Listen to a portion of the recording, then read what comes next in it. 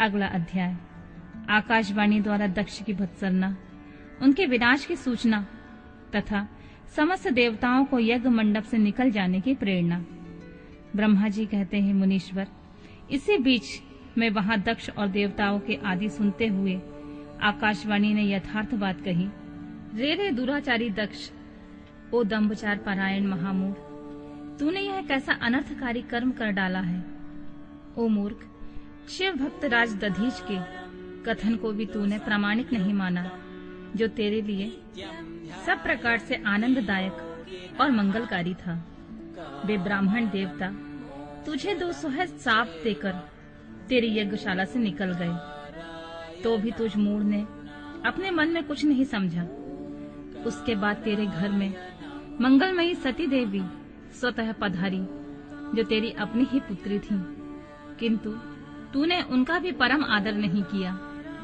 ऐसा क्यों हुआ? ज्ञान दुर्बल दक्ष, तूने सती और महादेव जी की पूजा नहीं की। यह क्या किया? मैं ब्रह्मा जी का बेटा हूँ ऐसा समझकर तू व्यर्थ ही घमंड में भरा रहता है, इसीलिए तुझ पर मोह छा गया है।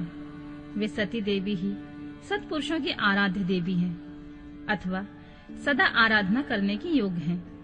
वे समस्त पुण्यों को फल देने वाली, तीनों लोकों की माता, कल्याण स्वरूपा और भगवान शंकर के आधे अंग में निवास करने वाली हैं। वे सती देवी ही पूजित होने पर संपूर्ण सदा सौभाग्य प्रदान करने वाली हैं। वे ही महेश्वर की शक्ति हैं और अपने भक्तों को सब प्रकार के मंगल देती हैं। वे सती देवी ही पूजित होने पर सदा संसार का भय दूर करती हैं, मनोवांछित फल देती हैं तथा वे ही समस्त उपद्रव को नष्ट करने वाली देवी हैं।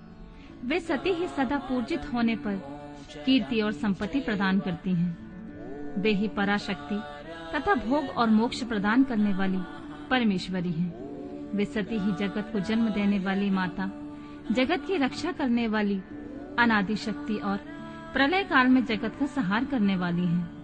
वे जगत माता सती ही भगवान विष्णु की माता रूप से सुशोभित होने वाली तथा ब्रह्मा, इंद्र, चंद्र, अग्नि एवं सूर्य देव आदि की जननी मानी गई हैं। वे सती ही तप, धर्म और दान आदि का फल देने वाली हैं।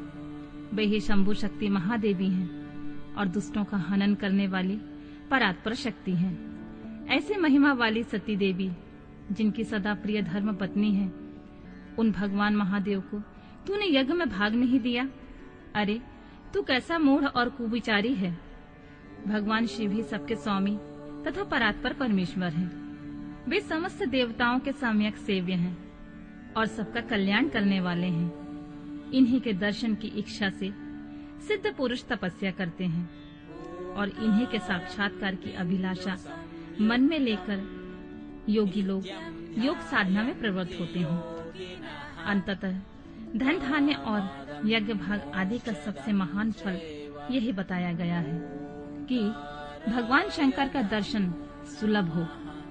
शिव ही जगत का धारण पोषण करने वाले हैं। वे ही समस्त विद्याओं के पति एवं सब कुछ करने में समर्थ हैं। आदि विद्या में श्रेष्ठ स्वामी और समस्त मंगलों के भी मंगल हैं। दुष्ट दक्ष, तूने उनकी शक्ति को आज सत्कार नहीं किया, इसलिए इस यज्ञ का विनाश हो जाएगा।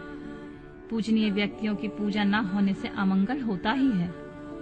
तूने परम पूज्य शिव स्वरूपा सती का पूजन नहीं किया। शेषनाग अपने सहस्र मस्तकों से प्रतिदिन प्रसन्नता पूर्वक जिनके चरणों की रज धारण करते हैं, उन्हें भगवान शिव की शक्ति सती देवी थी, जिनके चरण कमलों का निरंतर ध्यान और सादर पूजन कर ब्रह्मा जी ब्रह्मत्व को प्राप्त हुए। उन्हें भगवान शिव की प्रिय पत्नी सती देवी थी, जिनके चरण कमलों का निरंतर ध्यान और सादर पूजन करके इंद्र आदि लोकपाल अपने उत्तम पद को प्राप्त हुए। वे भगवान शिव संपूर्ण जगत के पिता हैं और शक्ति स्वरूपी सती देवी जगत की माता कही गई हैं। मूढ़ दक्ष, तूने उन माता पिता का सत्कार नहीं किया, फिर तेरा कल्याण कैसे होगा?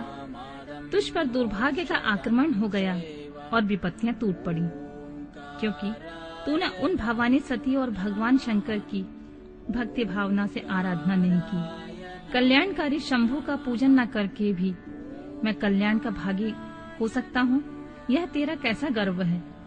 वह दुबार गर्व आज नष्ट हो जाएगा। इन देवी देवताओं में कौन ऐसा है जो परमेश्वर शिव से विमुख होकर तेरी सहायता करेगा? मुझे तो कोई ऐसा देवता दिखाई नहीं देता। यदि देवता इस समय तेरी सहायता करेंगे तो जलती आग से खेलने वाले पतंगों के समान नष्ट हो जाएंगे। आज तेरा मुंह जल जाए, तेरे यज्ञ का नाश हो जाए और जितने तेरे सहायक हैं वे भी आज शीघ्र ही जल मरे। ऐसी दुरात्मा दक्ष की जो सहायता करने वाले हैं, उन समस्त देवताओं के लिए आज शपथ है, वे तेरे अमंगल के लिए तेरी सहायता विरत हो जाए। समस्त देवता आज इस यज्ञ मंडप से निकलकर अपने अपने स्थान को चले जाएं, अन्यथा सब लोगों का सब प्रकार से नाश हो जाएगा। अन्य सब मुनि और नाग आदि भी इस यज्ञ से निकल जाएं, अन्यथा आज सब लोगों का सर्वथा नाश हो जाएगा। श्री हरे ओ विधाता, आप लोग भी इस यज्ञ मंडप से शीघ्र ही निकल जाइए। ब्रह्मा जी कहते हैं, नारद, संपूर्ण यज्ञशाला में बैठे हुए लोगों से ऐसा कहकर सबका कल्याण करने वाली यह आकाशवाणी मौन हो गई।